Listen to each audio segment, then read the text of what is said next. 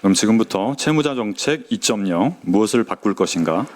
현장에서 보는 한계 채무자 보호와 재기 지원을 중심으로 토론회를 시작하도록 하겠습니다. 오늘 토론회는 조국혁신당 신장식, 이혜민, 민주당 박홍배, 사회민주당 한창민 의원이 공동 주최하고 시민사회에서는 금융정의연대, 참여연대 경제금융센터, 그리고 전국 사무금융서비스 노동조합 공공금융업종본부와 신용회복위원회 지부가 공동 주최합니다. 그리고 신용회복위원회에서 후원을 해주셨습니다. 먼저 오늘 참가하신 분들 소개해드리도록 하겠습니다. 사무금융노조를 대표해서 전국 사무금융서비스 노동조합 공공금융업종본부 손준우 본부장님 참석하셨습니다. 고맙습니다. 네, 고맙습니다. 네, 그리고 신용회복위원회 김은경 위원장을 대신해서 민영한 사무국장 참석하셨습니다. 네, 고맙습니다. 네, 오늘 토론회 사회를 맡아주셨습니다. 참여연대 김주호 민생경제팀장님 함께해 주셨습니다. 네, 고맙습니다. 네, 오늘 현장에서 발제를 맡아주셨습니다. 정장호 사무금융노조 신용회복위원회 지부장님 참석하셨습니다. 고맙습니다. 예, 그리고 이런 토론회 자리에서 참 뵙기 어려운 분입니다. 아마 회생사건 처리 때문에 굉장히 바쁘실 텐데 함께해 주셨습니다. 서울회생법원 이주영 판사님 토론자로 함께해 주셨습니다. 네, 감사합니다. 예, 그리고 토론자들 소개해 올리도록 하겠습니다. 김득희 금융정의연대 상임대표님 참석하셨습니다. 네. 또 현장에서 여러 사례들 소개해 주실 텐데요. 송진섭 화성시 금융복지상담센터 센터장님 함께해 주셨습니다.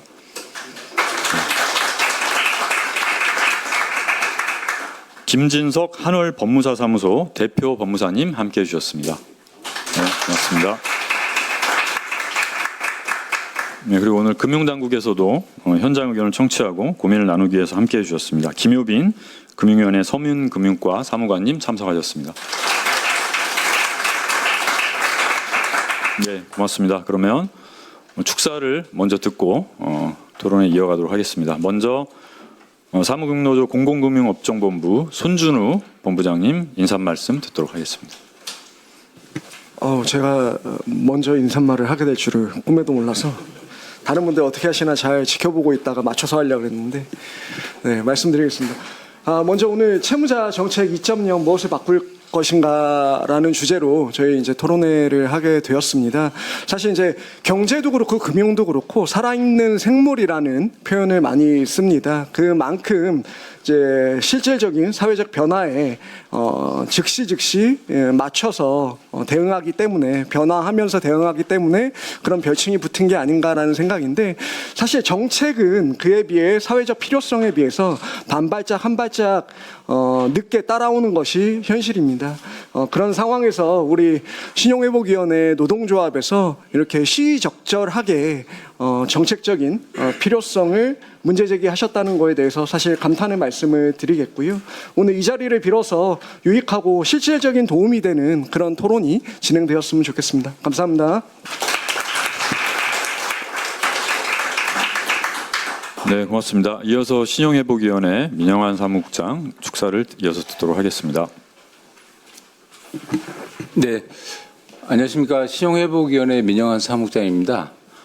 먼저 오늘 이 뜻깊은 자리를 마련해 주신 신장식 의원님, 이혜민 의원님, 박홍배 의원님, 한창민 의원님, 그리고 금융정의연대, 그리고 참여연대 경제금융센터, 전국 사무금융서비스 노동조합 공공금융업종본부, 그리고 신용회복위원회 지부 여러분께 감사드립니다.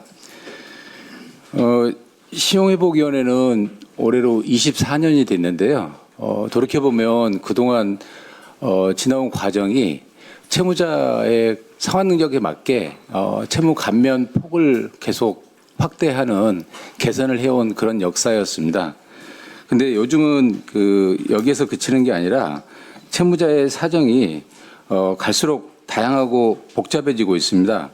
이제는 단순히 채무를 조정하는 것을 넘어서 채무자가 다시 경제적으로 자립할 수 있도록 어떻게 지원할 것인가를 함께 고민해야 될 때라고 생각합니다. 그런 의미에서 현장의 목소리를 바탕으로 제도의 한계와 개선 방안을 논의하는 오늘 토론회가 더욱 뜻깊다고 생각합니다.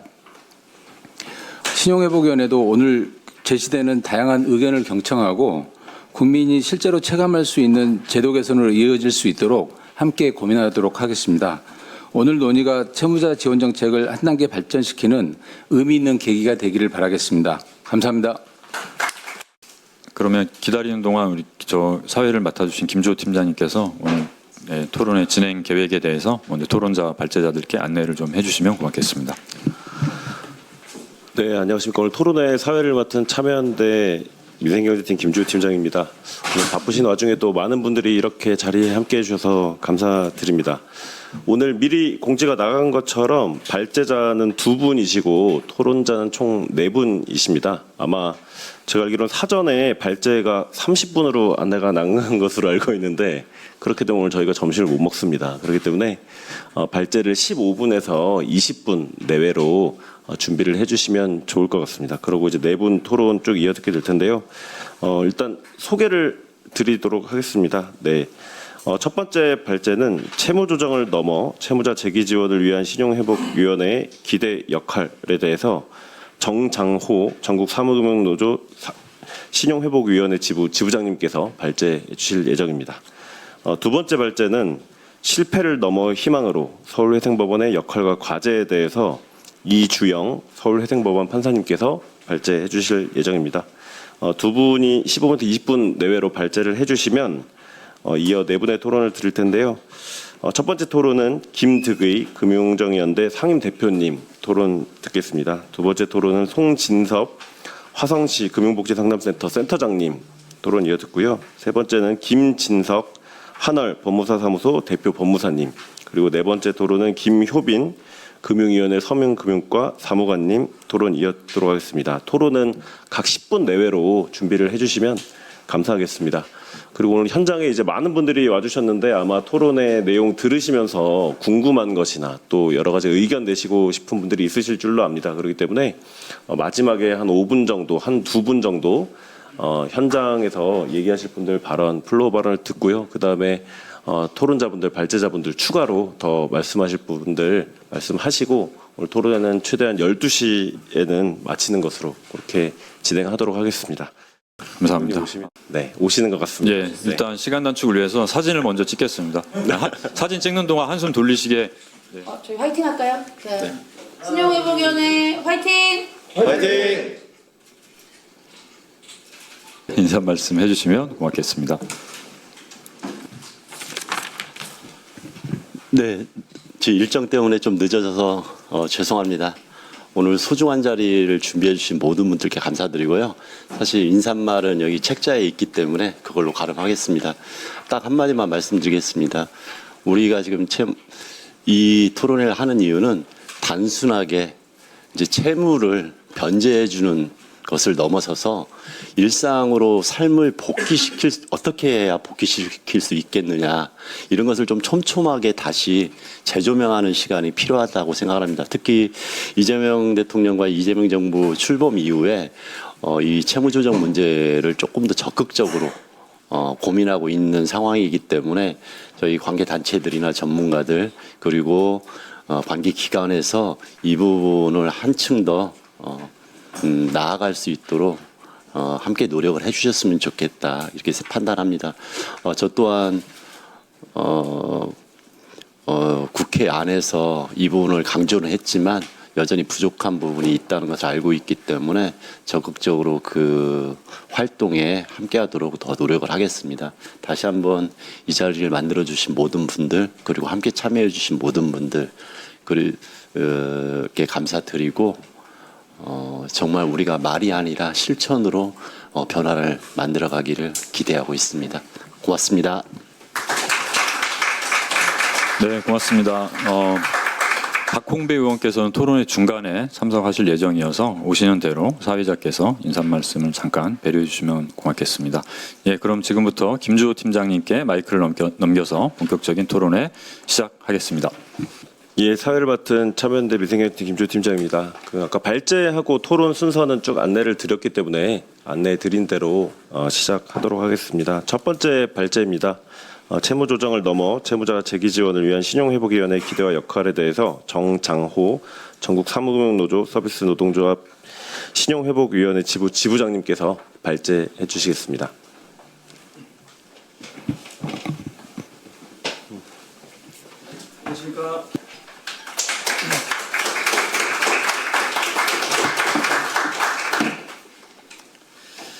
네, 저는 이제 채무 조정을 넘어 채무자 재기 지원을 위한 신용회복위원회의 기대 역할 발제를 맡은 전국 사무금융서비스 노동조합 신용회복위원회 지부장 정장우라고 합니다. 다시 한번 인사드리겠습니다.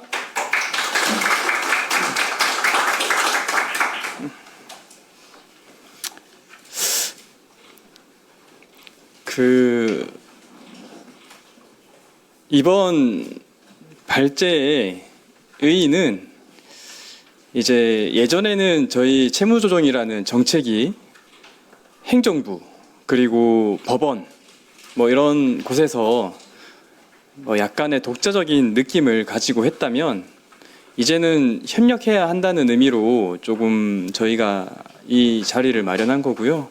뭐 어떤 방식의 협력을 가져갈 것인지에 대한 논의를 처음 시작하는 자리라고 생각해 보시면 될 것 같습니다. 뭐 저희가 드리는 발제 내용은 사실 좀 약간 뻔한 내용이어가지고 빨리 주어진 시간 내에 빨리 끝내고 다음 이주영 판사님께서 조금 더 많은 시간을 가져갈 수 있도록 노력해 보겠습니다. 발제 시작하겠습니다. 차례입니다. 일단 저희 채무자 정책이 어떻게 변화해 왔는지를 소개드리고 그리고 지금은 이제 채무자 정책이 어떻게 인식이 바뀌었고 환경이 어떻게 변화됐는지를 살펴봅니다. 그리고 이제 채무자 정책, 과거의 채무자 정책이 1.0 그러니까 채무자 정책이 뭐 양적 감소와 그냥 금액 현상 해결에 좀 치중을 했다면 앞으로는 이제 어떤 모습으로 채무자 정책을 이제 목표로 삼고 달성해야 되는지를 좀 제시할 거고 이 부분을 또 어떤 방법으로 목표를 달성할지에 대한 이제 현장에서 제언 드리는 걸로 마무리하겠습니다.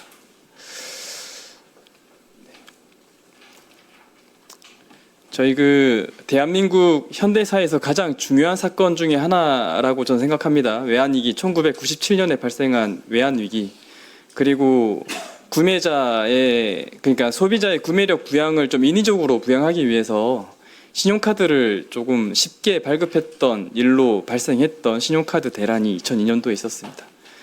근데 그 이전에는 사실 채무 불이행에 대한 인식은 기억하실지 모르겠지만 상당히 보수적이었습니다. 채권, 채무, 계약은 이 다 큰 성인이 이제 서로의 계약하에 이루어진 내용이고 이거를 지키지 못한 사람의 책임이었던 것이죠. 그래서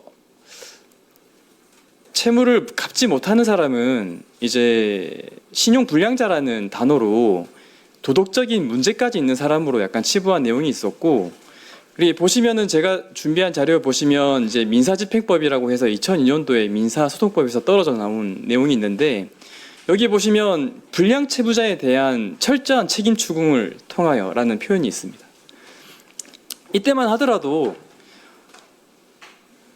채무자는 돈을 갚아야 되고 그게 당연한 거고 못 갚으면 나쁜 놈이라는 인식을 좀 엿볼 수가 있는 것입니다. 그래서 당연히 채무자 정책이 없었습니다.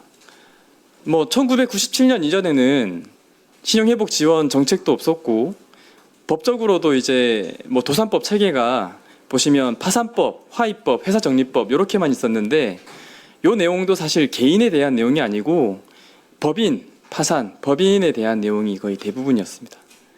그리고 민사소송법에 있던 뭐 이거는 이제 2002년도에 제정된 민사집행법에 있던 압류금지 채권이라고 해서 아무리 돈을 갚지 못해도 이 정도는 좀 남겨두자 하는 의미로 남겨뒀던 내용이 있는데 맨 처음에는 보시면 이제 법률에 규정한 부양로, 뭐 유적 부조료, 그리고 이제 구호사업, 그 다음에 병사의 급료, 그 다음에 이제 연봉, 뭐 급료의 2분의 1, 딱 이렇게 정말 최소한의 내용만 압류를 하지 못한다라는 내용으로 되어 있었습니다. 이게 이제 저희 이제 최초의 민사집행법상 압류금지 채권인데요. 근데 이제 이게 약간 아까 말씀드렸다시피 외환 위기와 신용카드 대란을 겪으면서 약간 인식이 바뀌게 됩니다. 왜냐하면 바뀔 수밖에 없었어요.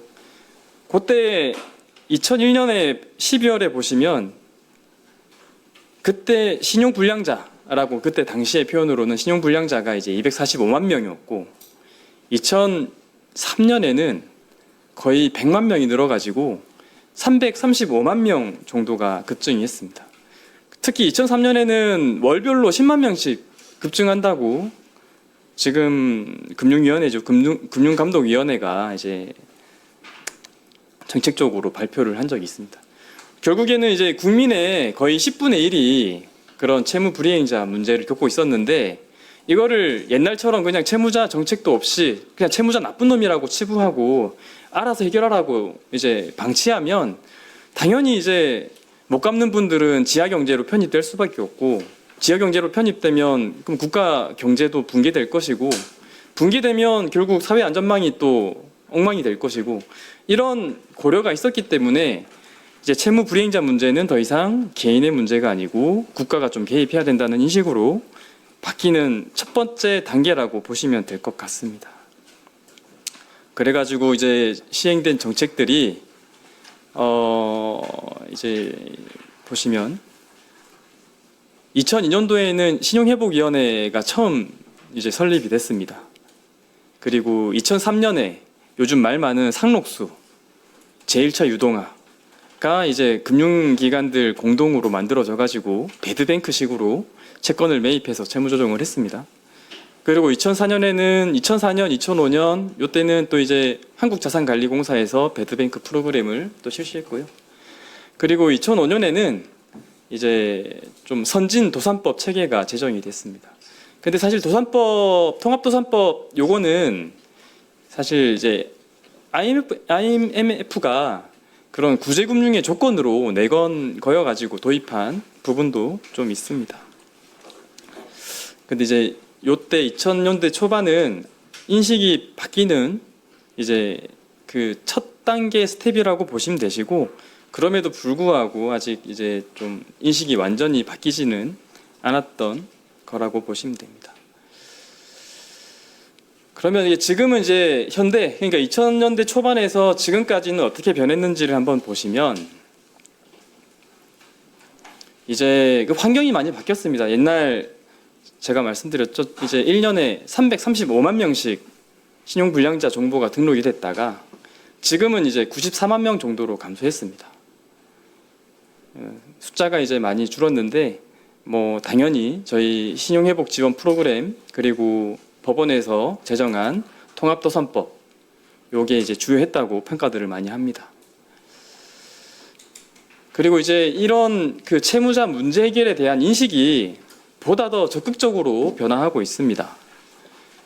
예전에는 그냥 채무조정 오시는 채무를 못 갚아서 오시는 분들 빨리 이제 그런 쳐내기 바빴다면 이제는 채무조정을 하고 나서 이분이 채무조정을 제대로 이행할 것인지 이 사람 채무조정을 하러 왔는데 알고 보니까 지금 직업도 없고 무직이에요.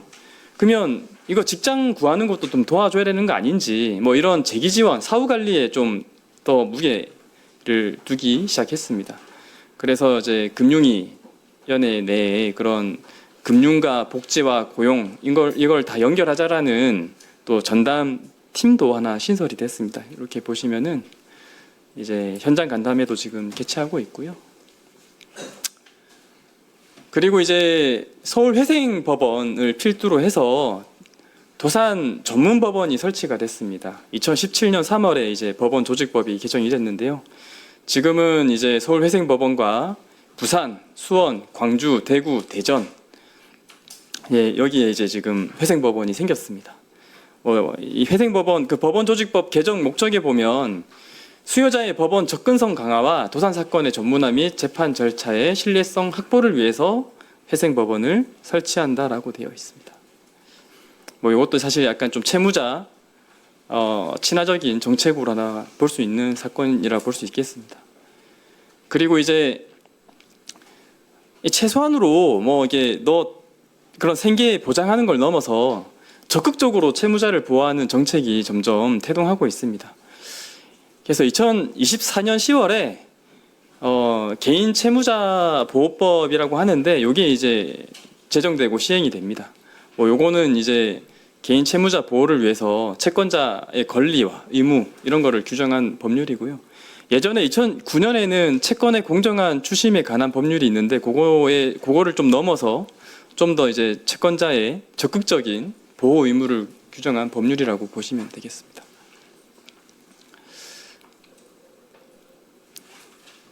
그래서 이제 민사집행법 제가 오른쪽에 나오는데 잘 안 보이시는데 요거는 뭐냐면 민사집행법 제가 아까 말씀드린 처음에는 이제 뭐 아주 제한적인 부분만 보호를 한다고 말씀드렸는데 2026년에는 아예 이제 생계비 계좌 금융기관 내에 생계비 계좌를 하나 만들어서 이걸 아예 그냥 압류를 못하게 만드는 것도 아예 법률이 제정이 됐습니다. 근데 이제 이 생계비 계좌를 맨 처음에 할 때 이 표현을 또 보시면 여기 나오는데 제가 한번 읽어 드릴게요. 이것도 이제 아까 민사집행법 맨 처음에는 불량 채무자의 이제 그런 강제적인 압류 뭐 이런 걸 위해서 이제 민사집행법을 개정했다고 했는데 2026년에 이제 개정된 생계비 계좌는 채무자의 한 달간 생계 유지에 필요한 예금을 보다 실효성 있게 보장하기 위해서. 그러니까 민사집행법은 사실은 채권자를 위한 법인데 여기에서도 약간 좀 채무자를 좀 보호하는 내용에 좀 인식이 반영돼 있다고 보시면 될 것 같습니다. 그래서 이제 이만큼 인식이 지금 채무자 친화적이고 채무자 보호에 대한 적극적인 인식으로 변화됐다는 걸 좀 말씀드리고 싶었고요. 그리고 이제 2000년대 초반과 비교해서 지금은 또 그 금융 관련 기술이 엄청 많이 바뀌었습니다. 뭐 마이데이터, 뭐 인공지능, 그 다음에 뭐 전자문서 이런 부분이 엄청 바뀌었기 때문에 예전에 못했던 거를 예전에는 숫자도 너무 많고 예전에는 이제 그런 걸 처리할 인력도 없었기 때문에 좀 약간 외면하고 있던 부분들이 좀 있어요. 뭐 예를 들어서 이제 뭐 사실 도덕적 해이라는 표현도 저는 별로 좋아하지 않지만 도덕적 해이에 대해서 비판이 나오면 뭐 신복이라든지 법원은 도덕적 해이는 뭐 있을 수 있다. 다만 그건 매우 소수고 도덕적 해이 때문에 이 제도를 운영하지 않는 것보다 그런 건 약간 묻어가고 그냥 선량한 채무자를 도와주는 게 전체 국가적인 이익이다라고 약간 좀 묻어둔 부분이 있었는데 뭐 이런 부분도 이제 기술 발전이 됐으니까 어느 정도 좀 정말 뭐 도덕적 해이라는 표현 제가 안 좋아한다고 했지만 좀 잡아낼 수 있는 좀 여건이 되지 않았나 하는 생각도 들고요. 뭐 좋은 점은 이제 그런 점인데 좀 안 좋은 점은 이제 불법 사금융 피해가 좀 다양해졌고요. 뭐 앱이라든지 뭐 아니면 이런 보이스피싱도 이제 뭐 약간 인공지능으로 활용해서 하는 경우도 있고. 그래서 이제 안 좋은 쪽으로도 좀 피해가를 볼 수 있다 하는 부분이고. 그렇기 때문에 이런 기술을 이제 돈 벌기 위해서 보통 이제 이런 금융 관련 기술을 이제 돈 벌기 금융사들의 이익에 맞춰서 지금 활용하고 있는데 이 채무자 이익으로 하기 위한 방안을 좀 검토해야 된다. 근데 사실 채무자 이익으로 좀 활용하기 위한 방안을 마련하려면 사실 이건 공공 영역이 해야 됩니다. 돈이 안 되기 때문에 이건 공공 영역이 해야 된다고 저는 생각을 하고요.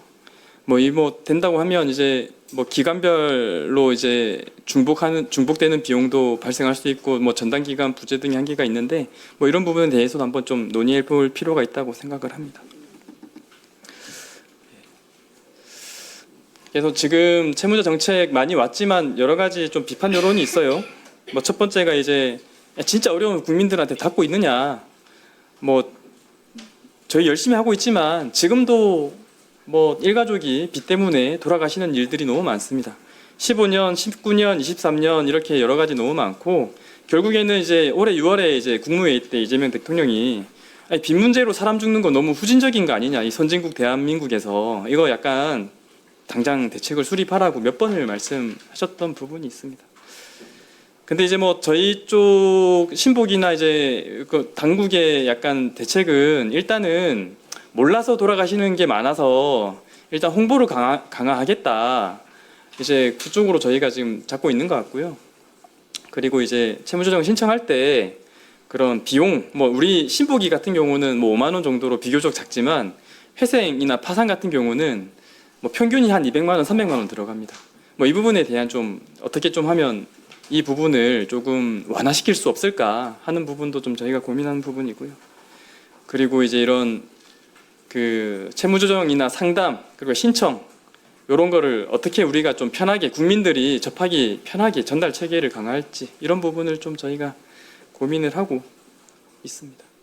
그리고 이제 채무자 정책의 자원, 이 채무 조정에만 편중되어 있다라는 비판이 있습니다.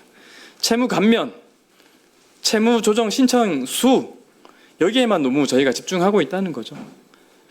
뭐 아까 말씀드렸다시피 이제 제도 자체의 신뢰성이라든지 채권 금융기관이 이랬으면 뭐 우리가 채무 조정이라든지 이런 거에 반대하는 거 아닌데 이런 식으로 운영됐으면 더 좋을 것 같다라는 의견을 좀 듣는다든지 아니면 채무 감면하고 이제 한 달에 몇만 원씩 내는 거를 어떻게 하면 저희가 잘 미납되지 그 조정된 채무조정 감면액조차도 못 내시는 분들이 있기 때문에 이런 금액을 어떻게 하면 잘 낼 수 있도록 실질적인 자립이 가능하도록 좀 도와줄 수 있는지 이런 부분을 또 저희가 좀 고민을 해야 된다고 생각을 합니다.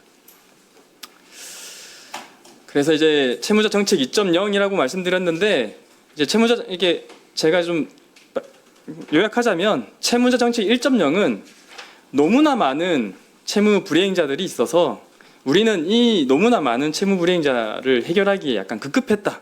그리고 이거는 뭐 기관별로 협력하거나 연계하거나 이런 것보다는 각자 약간 독자적으로 해결했다. 라는 게 이제 채무자 정책 1.0이라고 보시면 될 것 같고요. 채무자 정책 2.0은 이제 물론 목표는 이제 이런 겁니다. 목표만 일단 말씀드리겠습니다.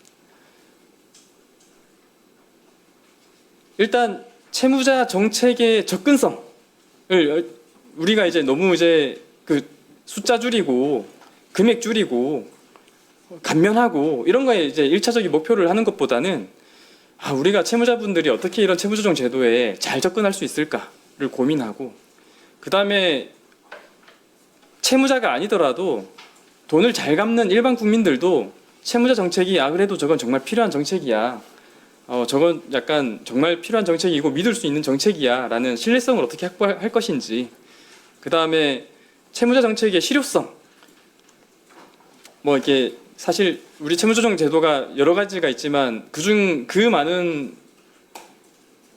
채무조정 제도에 하나도 혜택받지 못하는 분이 있거든요. 그런 사각지대도 해소하고 그 다음에 변제 수행을 할 때 어떻게 잘 하는지 수행을 하기 위해서 이제 고용이라든지 뭐 금융이라든지 이런 건 또 재기 지원 어떻게 할 것인지 그리고 채무자 문제는 왜 발생하는지 뭐 이런 것에 대한 좀 약간 실효성을 제고하는 방식 이거를 이제 채무자 정책 2.0에서는 목표로 해서 좀 정책을 설계해야 되지 않느냐라고 생각하고요.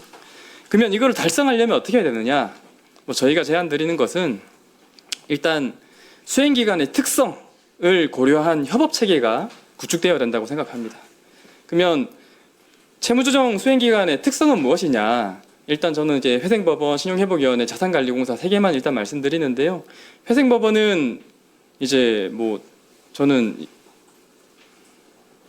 룰 메이커라고 생각합니다. 최상위 결정기관이라고 생각하고요. 그래서 이제 채무조정 절차 수행에 필요한 판단 준거와 개념을 정립하는 최상위 의사결정 기관이 이제 회생법원의 역할이라고 봅니다. 다만 한계는 있습니다. 법원이라는 것 자체가 이제 심판이기 때문에 누구 한 명한테 편들 수가 없어요. 물론 회생법원은 제가 이제 한번 회생법원 그 직원분들이랑 얘기를 해보면 그래도 회생법원 분들은 약자인 채무자 편이시긴 하시더라고요. 근데 이제 태생 자체가 원래 법원은 중립적인 기관이기 때문에 이제 뭐 채무자 친화적으로는 할 수 없다라는 한계가 좀 있는 것 같고요. 신용회복위원회는 이제 금융위원회라는 중앙정부의 통제를 관리를 받는 이제 공익단체고요. 저희는 일단 그 여러 주체들과 소통과 협업이 가능합니다. 일단 금융회사들과 지금 전산으로 인프라가 짜여져 있고 거기와 이제 채무조정에 대해서 많은 의견을 주고 나누고 있습니다. 그리고 금융기관에서 하는 사회공헌기금 채무자를 위해서 뭐 써라 하는 기금은 보통 신부기를 통해서 이제 기부금이 전달되고 저희가 이제 그 기부금을 활용해서 채무자 정책을 또 하고 있죠. 그리고 금융위원회뿐만 아니라 뭐 고용복지부, 고용노동부, 그다음에 보건복지부 그리고 지금은 경찰청까지 다양한 정부 부처랑 이제 채무자를 위해서 사업을 하고 있는 곳입니다. 그 자산관리공사는 뭐 채권자입니다. 채권자로서 이제 대량으로 채권을 매입하는 곳이라고 보시면 되고요. 제가 몇 분 남았습니까? 1분 남았습니다. 예, 한 4분만 더 하겠습니다. 예, 제가 빨리 한다고 했는데. 예. 그래서 이제 현장 제안을 제가 드리겠습니다. 아까 제가 말씀드렸는데 신용회복위원회를 중심으로 해서 그런 각 주체별로 이제 협업 체계를 구축하자라는 걸 저희가 제안 드리고요. 왜냐하면 이제 채무자 정책이 가능한 유일한 기관이고 예산도 어느 정도 되고 전국적인 네트워크가 되고 그 다음에 행정 정보라든지 지금 금융 관련 기술을 최대로 활용할 수 있는 곳이 신용회복위원회가 유일하기 때문입니다. 그럼 협업 체계로 얻는 편익이 뭐냐? 그러면 이제 이제 모든 이해 당사자의 비용 감소가 이제 기대될 수 있고요. 그리고 이제 기관별 역할과 기능을 구분이 된다면 사실 이제 채무자 문제 책임이 명확해집니다. 아까 말씀드린 그 19년 시흥시에서 발생한 5월 5일 어린이날에 일가족 4명이 자살을 했는데 그분들은 사실 개인회생 하시다가 폐지되신 분이시거든요. 그러면 참 이게 저는 그 사건 보면서 너무 가슴이 아팠는데 그러면 이거 어떻게 다시는 발생하지 않을 수 있도록 좀 조치할 수 있느냐 했는데 이건 사실 법원의 문제도 아니고 신부기의 문제도 아니고 누구의 문제도 아니고 좀 책임이 명확하지가 않은 거예요. 근데 이제 신부기가 그런 좀 개인회생이든 모든 채무 변제 이런 자립이라든지 사후 관리에 책임이 있다고 하면 이건 신부기의 책임으로 명확화될 수 있는 부분이 좀 있겠죠. 뭐 그런 거를 좀 예시로 드리는 거고. 회생법원과 자산관리공사의 이제 역할은 회생법원은 이제 최상위 결정기관인 거고 아까 말씀드린 이제 도덕적 해이라는 개념은 사실 말은 많아요. 도덕적 해이가 무엇인지 이게 문제다라고 얘기하는데 사실 도덕적 해이가 뭔지 우리들끼리 확실하게 명확하게 정의된 개념도 아닙니다. 사실은 도덕적 해이 같으니까 그냥 도덕적 해이라고 얘기하는데 뭐가 도덕적 해이인지는 몰라요. 근데 이런 부분은 사실 법원에서 좀 결정하고 좀 약간 전파해주는 역할을 해주시는 게 좋을 것 같다라는 걸 말씀드리고 자산관리공사는 이제 채권 매입 기간 기능을 그대로 가지고 대법체에 팔릴 거 이제 자산관리공사가 매입해가지고 어쨌든 국가의 통제 관리하에 놓게 만드는 이런 부분 그리고 이제 그 매입으로 온전히 다 할 수는 없으니까 그 매입한 채무자는 신용회복위원회로 좀 약간 채무조정을 유도하는 그런 기능을 하면 될 것 같습니다. 신용회복위원회는 아까 말씀드린 대로 협업의 중간에서 이제 소통을 하면 될 것 같고요. 근데 필요한 것은 이제 저희가 좀 근거가 필요한데 법률이 사실 제일 필요한데 저희 서민금융법에는 그런 저희의 역할이 좀 제한적이어가지고 그런 역할을 확대할 수 있는 법률 제정이 필요하다는 내용을 좀 드리면서 마무리하겠습니다. 감사합니다.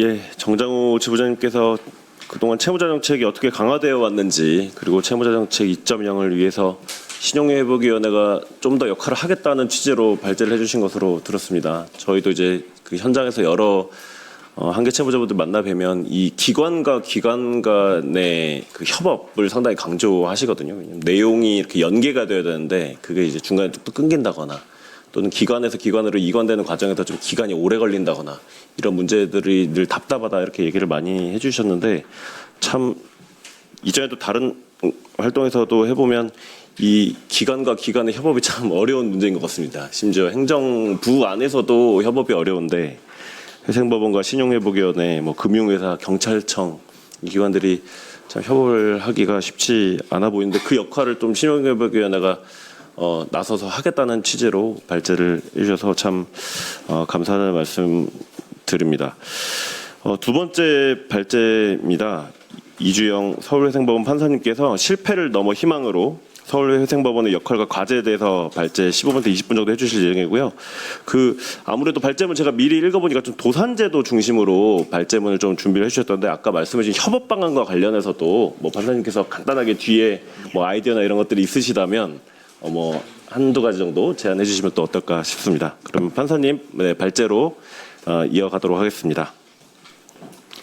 네, 안녕하십니까. 저는 서울회생법원에서 개인도산 담당하고 있는 이주영 판사입니다.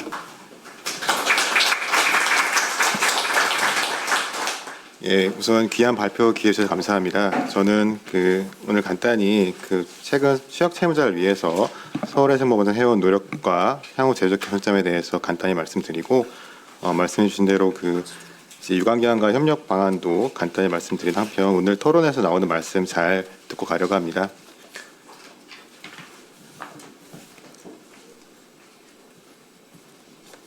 예, 도산주다 사실 법원이 관련 도산 제도에 간략히 설명드리면 저희가 회생 절차, 파산 절차와 개인 회생 절차가 있는데 개인이 이용할 수 있는 제도는 이제 세 가지 모두 이용할 수 있고 보시면 이제 채권자 의결이 필요한 제도 회생 절차고 이제 지금 개인 파산과 개인 회생 절차는 채권자 의결이 필요하지 않습니다. 그리고 개인 파산 절차에서는 이제 바로 면책 결정으로 바로 권리 변경 효력이 생기고 개인 회생 절차는 아시다시피 3년 또는 5년 동안 변제 계획을 수행한 다음에 면책이 이루어지게 됩니다. 최근 회생 절차 같은 경우 이용한 사례는 거의 비중이 높지 않고 주로 개인들은 개인 회생과 개인 파산 이용하고 있는데 보시면은 지금 통계가 계속 증가하고 있는 추세로 지금 25년도에 약 19만 건 정도 접수되고 있는데 좀 특이한 점은 개인 회생 제도는 계속 증가하고 있는데 개인 파산이 실질적으로 좀 감소하는 추세에 있습니다.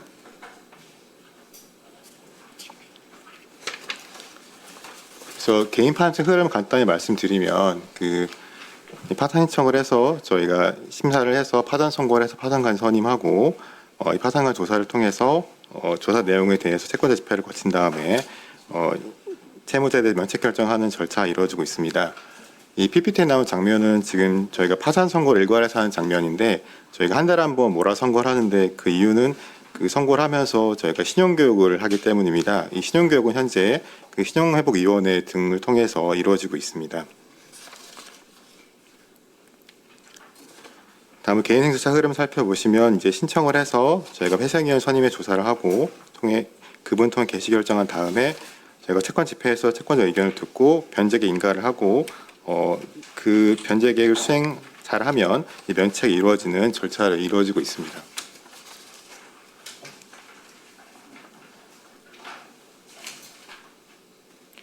간단히 저희 서울해상법원은 지금 말씀 앞서 나온 데 2017년도에 개원을 했고 지금 올해 10월 달에 캠코 양재타워로 이전할 예정입니다. 저희 기본적인 관할은 서울 지역의 개인 회생 파산 그리고 개인 행위 사건이고 작년 기준으로 개인 파산 8,500건 정도, 개인 회생은 27,000건 정도 접수가 되어 있습니다. 그래서 재판부는 개인 파산 10개 정도, 개인 회생 36개 정도로 구성이 되어 있습니다.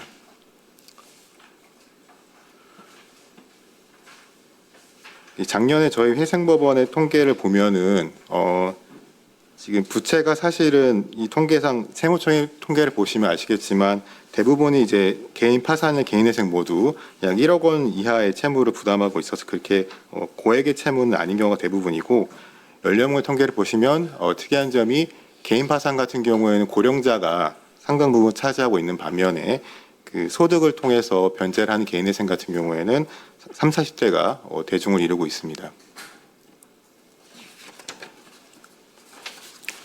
그리고 월수입 보면은 개인 파산 같은 경우에는 100만 이하 소득인 분들이 거의 대부분이라고 할 수 있는데 개인 회생 같은 경우에는 200만 원 초과하는 소득을 가지신 분들이 상당 부분 차지하고 있습니다. 이건 저희 작년 사건 처리 통계 현황인데 이제 사건 처리 현황은 좀 복잡하고 마지막에 명치 사건 현황을 보시면은 말씀드린 부분이 저희 처리에서 이제 개라고 적힌 게 저희가 면책 여부를 결정한 사건 수고 인용이 저희가 면책한 사건인데 지금 7,177건 중에서 저희 7,100건 정도 면책을 한 것이라서 실질적으로 개인 파산 사건에서 한 90% 정도 면책이 나오고 있다고 이해하시면 될 것 같습니다.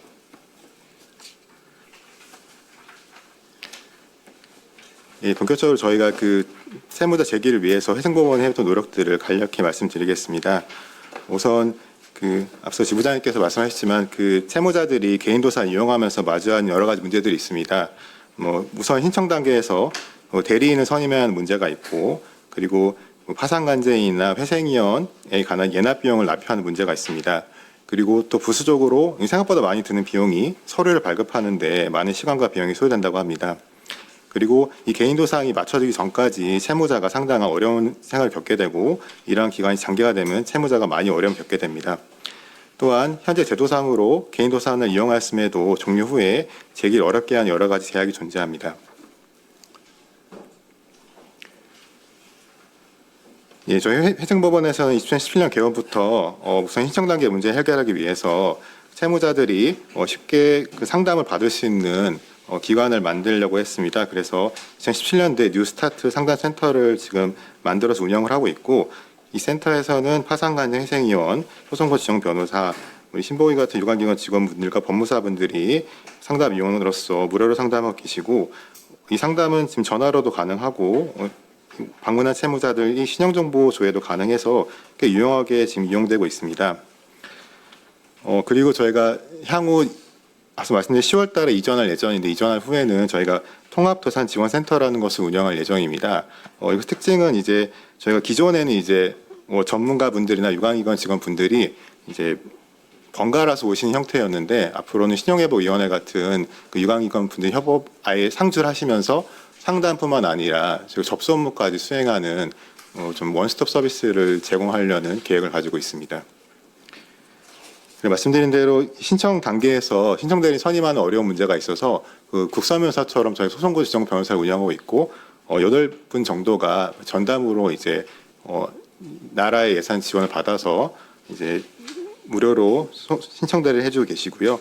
저희가 이 이하에 있는 소송고 예산도 집행하면서 특히 파산구조 관련해서 좀 어려운 분들은 저희가 그 예산을 통해서 지급을 하고 있습니다. 연합 비용을.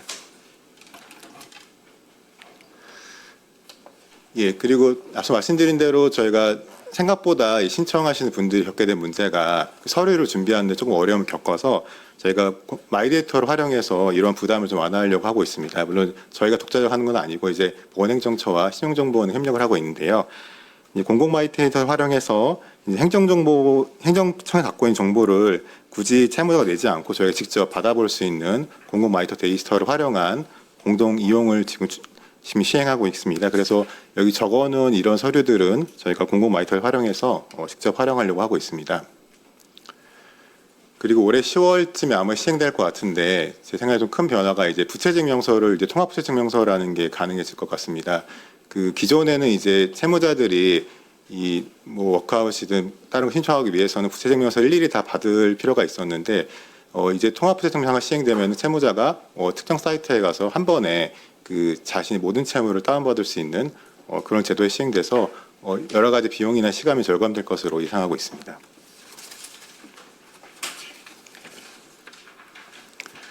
예, 그리고 저희 진행 단계에서도 이제 채무자들 지원하기 위해서 그 여러 가지 그 제도 개선해왔습니다. 특히 저희가 신용회복위원회 같은 그 유관기관을 지원을 받는 사건들이 있습니다. 그래서 유관기관 통해서 지원만 사건들이 이제 개인 파산을 개인 신청했을 때 저희가 유관기관 경위 사건이라고 해서 저희가 전담 재판부 운영하고 있습니다. 지금 개인 파산 2개, 개인생 2개를 운영하고 있고요. 그리고 특히 개인 파산 사건에서 신용회복위원회나 서울시 금융복지센터 같은 사건에서 지원한 사건들의 경우에는 일정 요건 충족한 경우에는 저희가 앞서 말씀드렸을 때 파산 선고는 원래 파산관 선임해야 되는데 그렇지 않고 파산 선고와 동시에 파산 폐지를 하고 신속하게 면책 결정을 할 수 있는 취약 채무자 신청 면책 제도를 시행하고 있습니다. 저희가 이렇게 할 수 있는 이제 원래 파산관 선임해서 재산을 환가해야 되는데 특히 수급자 같은 어려운 분들 경우에는 재산이 없기 때문에 그 재산이 없다는 것을 유관기관이 사전에 좀 조사를 주시면 그를 토대로 좀 빨리 신속하게 면책을 할 수 있는 제도이고요. 통계상으로 봤을 때 저희가 8,500건 정도를 지금 개인 파산 접수하고 있는데 유관기관 사건 전담원 재판부가 한 1,700건 정도 되고 그중에 신선 면책이 한 400건 정도를 빠르게 처리하고 있습니다. 그리고 저희 구체적으로 디테일하게는 개인회생 실무 관련돼도 많이 좀 개선할 노력을 했습니다. 저희 법상으로는 이제 그 3년 동안 변제를 하게 되고 있는 개인 사건에서 저희가 고령자나 장애인, 청년 다자녀, 그리고 한부모 가족이나 전세 사기 피해자 같은 경우에는 저희가 일정 요건 충족한 경우에는 변제가 3년 이하로 단축해서 세무자 재기를 앞당겼고 작년 기준 한 10% 정도 변제가 단축이 된 것으로 보고 있습니다. 그리고 그 개인 사건 가용소득이 산출돼서 이 소득을 통해서 변제를 하게 되는데 저희 기준 중위소득 60%에 더해서 추가 주거비나 교육비, 의료비 그리고 배우자나 성년 자녀의 부양가족을 인정할 수 있도록 해서 인간다운 생활을 유지할 수 있도록 제도 개선했습니다. 작년 기준에 26% 정도 추가 생계비 인정받은 것으로 보입니다. 그리고 그 개인 사건에 사실 그 원칙적으로는 변제를 다 맞춰야 면책을 받을 수 있는데 세무생산법상 일정한 경우에는 바로 면책을 받는 특별면 제도라는 게 있습니다. 종래 이것이 활성화되지 않아서 저희가 이걸 활성화할 수 있게 좀 실무 개선을 하였습니다. 그 개인 파산 사건에서 원래는 원칙적으로는 파산가 선임돼서 파산처 맞춰진 다음에 면책을 받을 수 있는데 저희가 너무 지연된 경우에 채무자가 어렵기 때문에 일정한 경우에는 면책을 먼저 받을 수 있는 제도도 시행하고 있습니다. 예, 이 부분은 그냥 간략히 말씀드리면 저희가 그 시약 채무자 말고도 사회적 필요에 대응해서 실무 개선했는데 특히 그 전세 사기 사건에서 임대인이 도산을 신청하는 경우에 그 채권자인 그 취약한 그 채권 임차인들을 보호하기 위해서 저희가 허가랑 협약을 체결하는 등 노력을 해온 내용이 있고 그리고 그 채무가 많으신 분이 돌아가셨을 때 상속재산 파산 제도를 이용할 수 있도록 노력도 하고 있습니다. 예, 그리고 제도 개선 차원에서 말씀드리면 저희가 다른 자리에서도 말씀드리는데 저희가 개인 도산을 이용했을 때 아시다시피 이게 신용정보 활용됨에 따라서 개인 파산이나 개인생 거쳤음에도 일정 기간 동안 신용거래 제약이 있습니다. 그래서 채무자들이 뭐 채무를 면책받았다 하더라도 생활에 어려움 겪는 일이 많아서 가급적 이게 단축됐으면 좋겠다 의견을 가지고 있는데 최근 개인 사건에서는 좀 변경이 단축이 돼서 좀 좋은 결과가 나오고 있는데 개인 파산 사건 같은 경우 여전히 5년 동안 신용거래 제약이 있어서 개선이 필요한 부분입니다. 그리고 그 각종 법률 보시면은 그 파산 선고 같은 파산 선고를 받았을 때 뭐 직업을 못 한다거나 혹은 직업 상실한다는 그런 조항들이 좀 많이 있습니다. 여전히 한 200개 정도 있다고 알려져 있는데요. 이런 조항들이 사실 개인파 신청하는데 당연히 제약이 되기 때문에 이런 것이 입법적으로 좀 개선이 되면 좋을 것 같습니다. 그리고 이런 사실 제도적 문제가 단기적 개선되기 어려워서 지금 신청을 주저하는 분들이 좀 계시거든요. 그래서 이러한 분들의 좀 그 이용을 유도하기 위해서 여러 완화책이 필요하다고 보이는데 지금 괄호에 놓은 개인생 사건의 변제의 단축도 그 중에 하나이고 앞서 사회자께서 말씀하신 대로 유효한 협력한 방안도 좀 유력하게 검토해봐야 될 것 같습니다. 그리고 추가로 더 말씀을 드리면 이 개인 도산을 이용했을 때 환가 대상이 되지 않는 게 면제자산이라고 하는데 우리나라가 좀 많이 적은 편이거든요.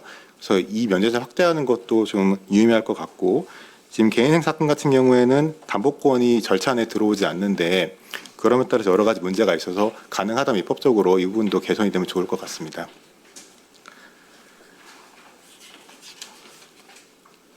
예, 빠르게 마지막으로 말씀드리면 이제 마지막으로 제가 면책제도 관련해서 대법원 결정문 인용하면서 좀 마치려고 하는데요.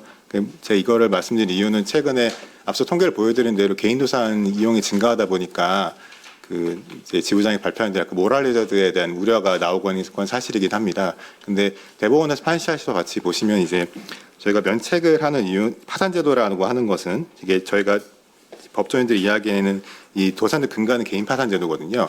그 이유는 이제 당연히 채권자들한테 평등하게 채권을 만족시킨 것도 있지만 채무자 경제적으로 제기할 수 있는 기회를 부여하고 이거는 우리가 특별히 은혜를 베푸는 것이 아니라 뭐 채무자가 특별히 잘못한 것이 없으면은 제기의 기회 부여해서 인간다운 생활을 할 수 있게 하는 게 헌법의 이념에 부합하기 때문이라고 하는 점을 마지막으로 당부드리면서 마치려고 합니다. 감사합니다.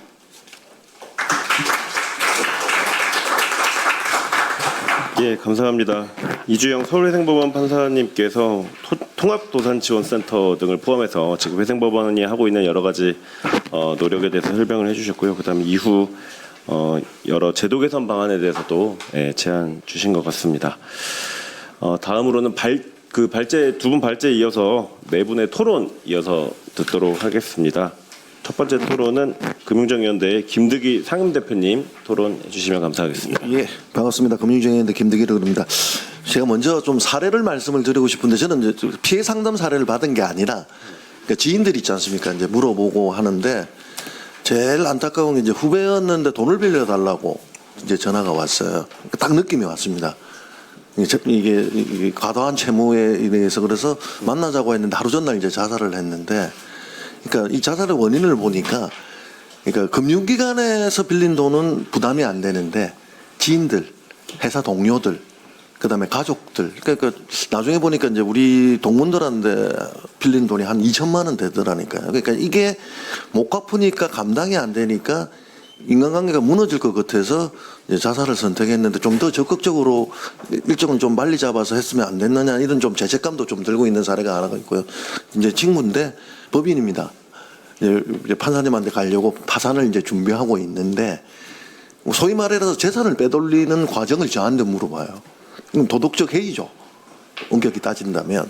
그런데 이 친구 한 말이 신용등급, 그러니까 1등급으로 40년을 살았는데 이제 신용불량자들이 이제 곧 60이 넘어서 되기 때문에 재기가 불가능하고 연대보증인데 자기가 잘못된 게 아니라 직원의 행령과 뭐 사기로 인해서 이제 법인이 책임져야 될 사례인데 이제 하지 말아라고 이야기했는데 그거 걸리면 큰일 난다라고 저는 이제 안내를 해줬지만 저는 도덕적 해이가 그게 아닌가 싶어요. 이게 파산으로 들어가는 건 어쩔 수 없다고 보는데 파산에 들어가기 전에 일정 정도의 재산을 자기가 어떻게 소위 말하는 비자금을 조성해서 자기가 살기 위해서 선택을 하는데 이해는 되나 이제 그런 게 도덕적 해이지 파산이냐 신용회복으로 들어가는 것은 저는 도덕적 해이가 아니라고 생각을 하거든요. 사실은 살기 위해서 들어가지 않냐 이제 이런 생각을 하고 있고요. 또 한 사례는 은행 직원이었습니다. 지금 20년간 신용불량자로서 살고 있는데 제가 만날 때마다 파산하라고 안내해 드립니다. 근데 이분은 파산을 알면서도 딴에는 이혼하고 그 다음에 20년 동안 자기의 거래는 하지 않으면서 계속적으로 노가다를 뛴다든가 뭘 하면서든 생활을 하시는데 딴에는 파산에서 오는 불이익보다 이렇게 사는 이익이 더 많다고 생각을 하셔가지고 그걸 선택을 하셔서 저는 20년 동안 감옥에 있었다고 생각을 해요.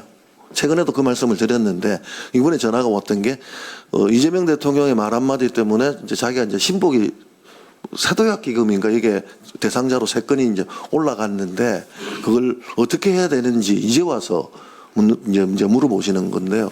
그러니까 모든 과정들의 도덕적 해이는 있습니다. 그 도덕적 해이가 자신이 살아야 할 생존으로의 도덕적 해이인지 아니면 내가 일부러 이걸 발생을 시켜서 남한테 사기를 쳐가지고 빠져나가는 구멍인지 이게 좀 저는 분리해야 되지 않겠느냐라고 생각을 하고요.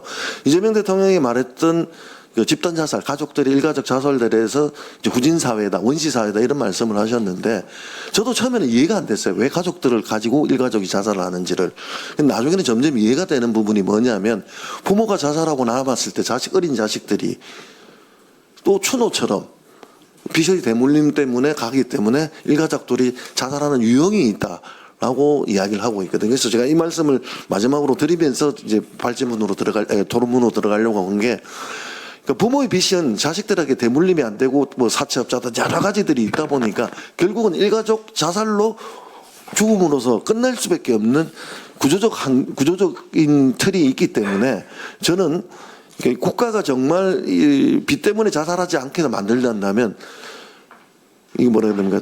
빨간 닥지 붙이는 우리가 이제 신용불량자 용어도 좀 바뀌었지 않습니까? 그럼에도 불구하고 지금도 통용되고 있는 게 신용불량자라는 그 감옥에 집어넣어가지고 지금 제가 알고 또 그러니까 파산 안 들어가시는 분들이 5년 동안 경제적 활동을 하지 못한다는 그 불안감이 있다 보니까 어떻게 해서든 자기가 뭐 편법이든 뭘 하든 해보려고 하는데 뭐 앞서 있었던 제 지인처럼 20년 동안 자기 스스로가 감옥에 갇혀가지고 경제적 활동에 대해서는 자기 이름으로 한 번도 못하는 이 계기를 보면서 뭔가 이번엔 바뀌어야 되지 않겠느냐라고 해서 제가 이제 두 가지를 이게 생각을 해냈는데 현장에서 본 채무조정의 정책과 문제점은 한번 읽어보시면 될 것 같은데요.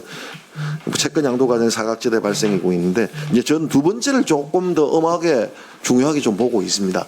저는 오늘 신보기가 금융위원회 산하 공익단체인지 처음 알았습니다.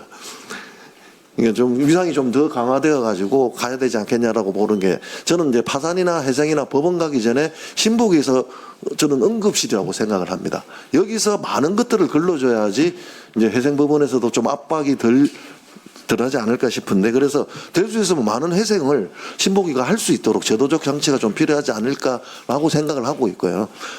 저는 IMF 때 개인 채무 조정을 했습니다. 금융회사를 다 했기 때문에 너무나 잘 알죠.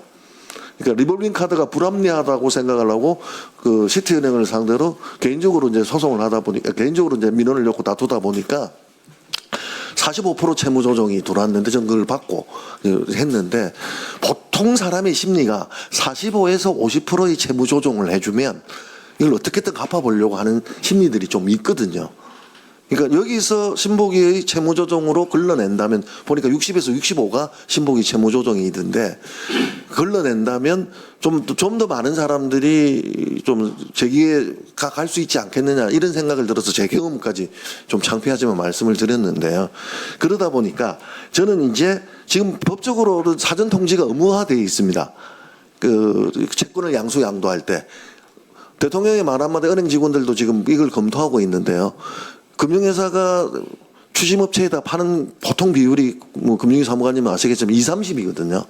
못 받는 거는 10% 악성 같은 경우는 만약에 이제 신보기로 가서 50% 정도만 자금 해소가 된다면 이건 금융회사 입장에서도 괜찮은 채무 조정이다. 저는 그렇게 보여져서 무조건 신보기가 채무 조정을 할 수 있도록 그러니까 채권을 양수양도하기 전에 채무 조정을 할 수 있도록 제도적 장치가 좀 필요하지 않겠느냐라고 보고 있고 뭐 그것까지 간다면 시간이 걸린다면 채권 양수양도할 때 사전 통지할 때 신보기 절차를 의무적으로 안내할 수 있도록 해서 좀 신보기 상담을 받고 내가 할 수 있는지 안 되는지 1단계의 선택 좀 구간들이 있었으면 어떻겠느냐 이 말씀을 좀 드리고 싶습니다. 왜냐하면 원금보다 빚이 더 많아지는 게 이제 장기 채권입니다.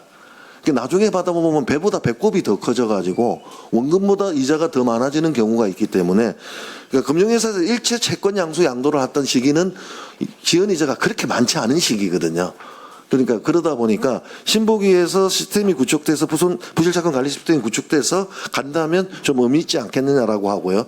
그다음에 이제 실무적으로 이야기하는 거는 책임성 전환 및 연락 두절 대응의 예외 조항이 필요하지 않겠느냐라는 겁니다. 이제 보통 우리가 이제 친한 친구들도 연락 안 되기 시작하고 이 핸드폰은 뭐 개인회사에 가면 보통 두 가지로 봅니다. 감옥 갔거나 신용불량, 채권의 그 업자들의 이제 강력한 추심 때문에 전화를 받지 않는 경우들이 이제 많이 있는데 그렇게 돼서 연락 두절되시는 분은 어쩔 수 예외로 좀 둔다 하더라도 그러니까 그렇게 된다면 이제 공식적으로 통지 절차를 이행했을 때는 의무 완수로 간주한다든가 통합 관리 시스템 등록을 통해서 통한 소명을 한다든가 이런 걸로 한다면 그러니까 도달하지 않은 것에 대해서 통제하지 않은 것에 대해서는 좀 금융회사들의 반발을 수용하지 않을까 이렇게 좀 생각을 하고 있습니다. 이제 법들은 위원장님이 발제해서 말씀하셔서 많이 바뀌는 과정들이 왔습니다. 그리고 이제 대통령조차도 이 원시 사회라고 이야기를 하면서 제도 개선을 강하게 하면서 더 이상 죽이지 말라라고 이야기를 하고 있는데 일가족 사건이 나면 이런 말만 나옵니다. 그래서 제가 세 번째로 준비한 게 금융부검입니다. 우리가 이제 부검을 하는 이유가 뭡니까? 이게 어떤 죽음인가를 알아보려고 하는 거지 않습니까? 그래서 우리는 채무 문제로 인해 비극이 발생하다 단순 생활고나 경제적 어려움으로 치부하는 게 아니라 사망자를 개인의 실패나 분으로 남겨두지 않고 제도의 사각지대를 찾아내기 위해서는 심리부검을 넘어 사망자가 생전에 거친 경제적, 금융적 경로를 사후적으로 살펴보는 금융부검이라는 개념을 정책적으로 도입해야 되는 거 아닌가라고 제안드리고 싶습니다. 금융부검을 통해 점검해야 할 핵심 질문은요. 채무 발생 및 심화 경로, 공적 제도의 작용 여부, 예를 들어서 신복이라든가 아니면 회생법원에서의 이 과정들이 있었는가. 아까 판사님이 위원장이 말씀하신 건 모르겠지만 저도 그런 죽음을 많이 봤거든요. 추정 60분하고 그러니까 채무자의 죽음으로 인한 프로를 자문을 했을 때 보면 킵코의 행복기금 마지막 계속 독촉오는 안내장.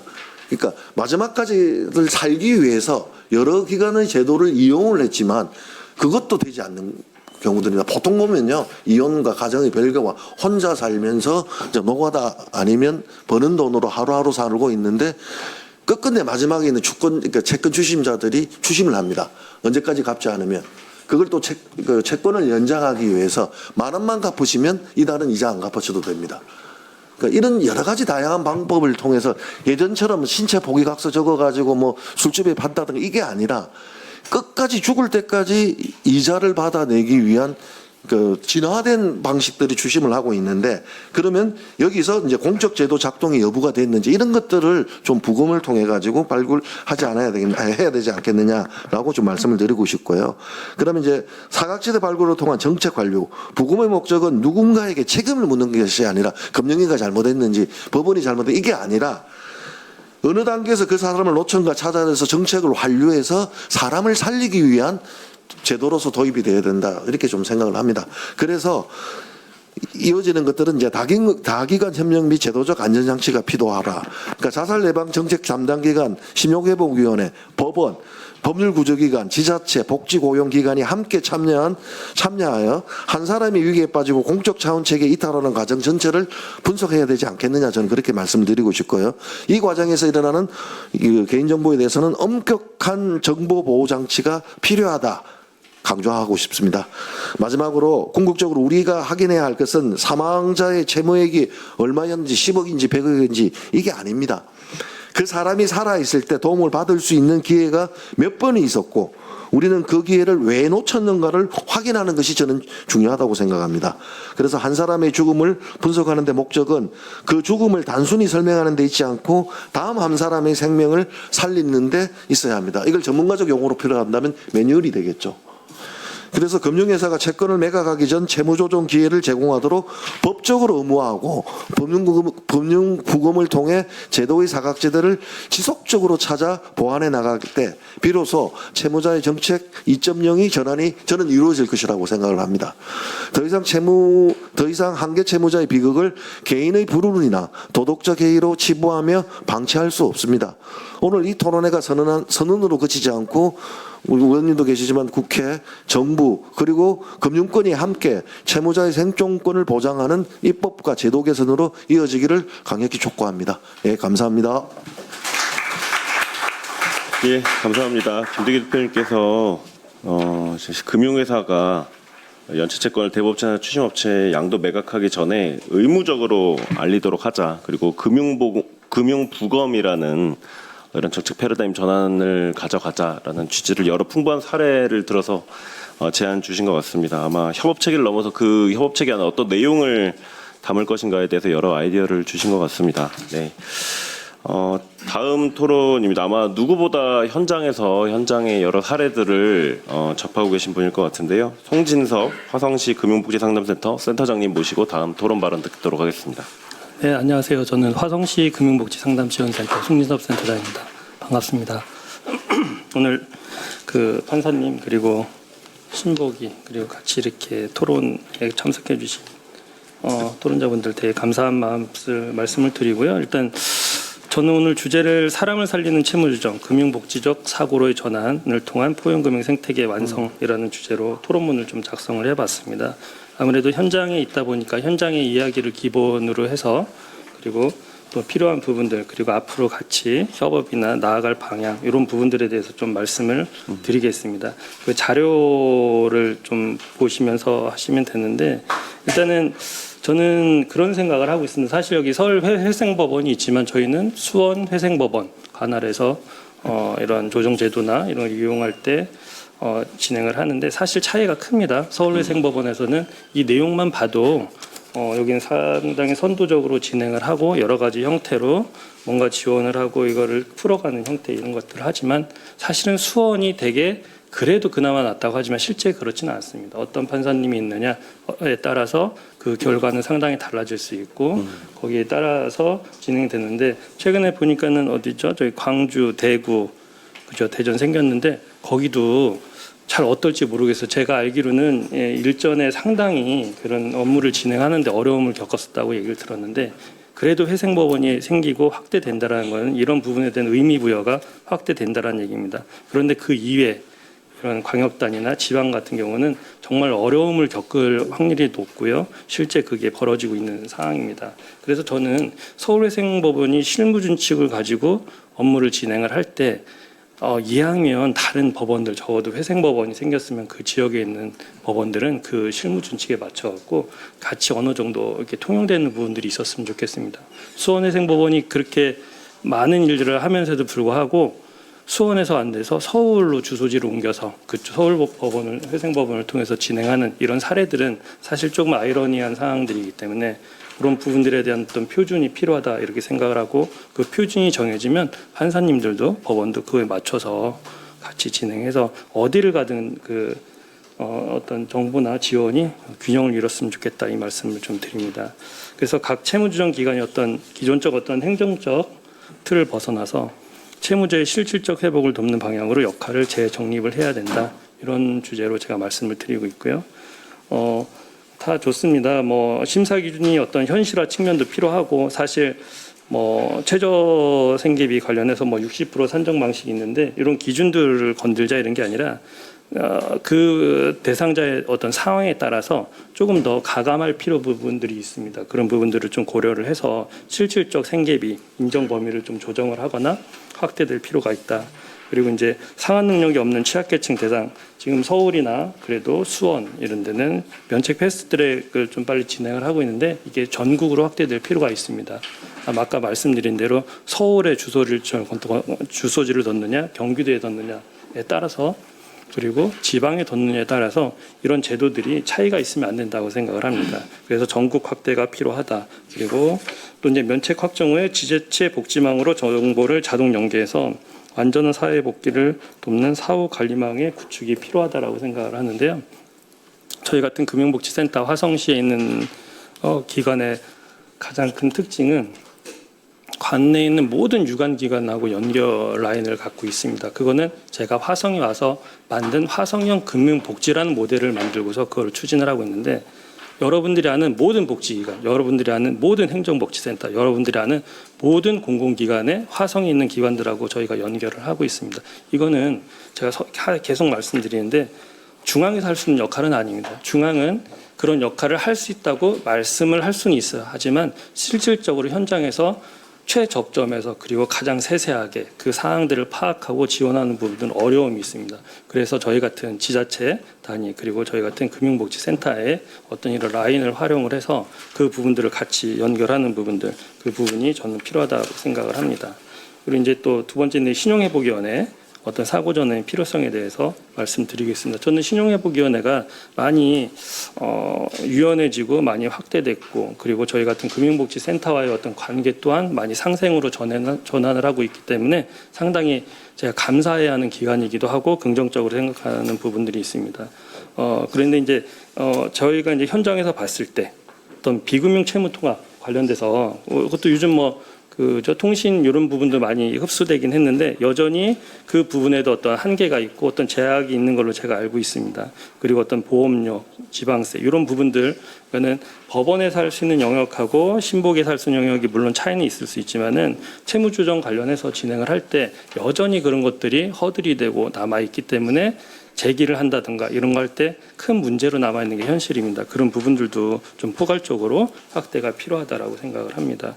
그리고 저 그런 최근에 저희가 이제 센터에서 청년분이 오셔서 상담을 해서 그 내용을 기반으로 신용회복위원회 연계했던 건이 있었는데 그분이 어떤 상황이었냐면은 그 부모를 모시는 가장 역할이었고 실제 250만 원 이하의 소득을 하고 있었고 그리고 용돈부터 생활비를 지원을 하고 있었는데 1인 기준으로 해서 나머지 부분을 조정하는 형태로 지원을 했었던 적이 있습니다. 그래서 실제 이분이 한 5개월인가 열심히 내다가 결국에는 그게 폐지가 됐어요. 근데 저는 그걸 보면서 느낀 게 뭐냐면 이분이 말을 안 한 게 아니었었거든요. 내가 사정이 이러니까 좀 상환하는 여력이라든가 기간 일을 좀 조정해달라고 했는데 어떤 부분에서는 그 입장이 이해가 안 되는 건 아닙니다. 기관의 특성상 그리고 어떤 업무가 과다하고 하지만 한 번 정도 돌아서 생각을 해보면 내가 그랬던 상황이면 과연 이 채무를 그리고 이 과정을 가지고 이거를 실제 제기를 해서 완성을 시킬 수 있을까 이 관점에서 한 번만 그 자리에 있었던 상담하셨던 분이 체크를 하셨다고 하면 이분 아마도 제가 알기로는 의지나 이런 부분치를 봤을 때 충분히 완성을 할 수 있었다고 생각을 하고요. 저는 이 도덕적 해이 계속 얘기를 하는데 어느 정도 견제 창구로 이런 법원이나 신복의 이런 조정 제도가 되게 유용하다라고 생각을 하는 게 그냥 막 하거나 다 해주거나 이런 개념이 아니고 너무 쉽게 이런 개념은 아닙니다. 단지 그 사정에 맞춰갖고 본인의 여건에 맞춰갖고 뭔가를 진행한다고 하면은 적어도 그거에 맞춰갖고 좀 유연한 제도적 어떤 그리고 정책적인 부분들이 필요하다. 저는 그렇게 생각을 합니다. 그래서 이 얘기를 적었고요. 그리고 우리 금융정의연대 김득희 대표님께서 저를 추천해서 제가 여기 온 걸로 알고 있는데 금융복지센터 얘기를 한마디도 안 하셔서 제가 말씀을 드립니다. 금융복지센터는 중앙이 아니고 이렇게 지자체에서 운영을 하고 아니면 또 민간 쪽에서 운영하는 이렇게 각각 다른 채널들로 구성이 되어 있는데 저희 같은 화성시는 지자체의 어떤 공공상담기구이기 때문에 약간 컨셉이 다를 수도 있고 그런데요. 사실 금융복지센터의 가장 큰 장점은 뭐냐면 아까 서두에 말씀드린 대로 최적점에 있는 모든 자원을 연결할 수 있고 그리고 실제 그 자리에서 그 사례에 대해서 사례 관리자하고 얘기를 나누고 그걸 기반으로 해서 그 대상자에 대해서 지원할 수 있는 방법을 모색한다는 게 가장 중요합니다. 어떻게 보면 우리가 포용금융을 얘기를 하고 재기지원을 얘기하는데 중앙에서는 사실 저는 장담을 하거든요. 할 수 없는 영역이에요. 그런데 늘 할 수 있고 해야 된다라고 얘기를 합니다. 그거는 그 입장에 대해서 저희가 모르는 바가 아니지만 사실 솔직하게 말씀을 해주셔야 돼요.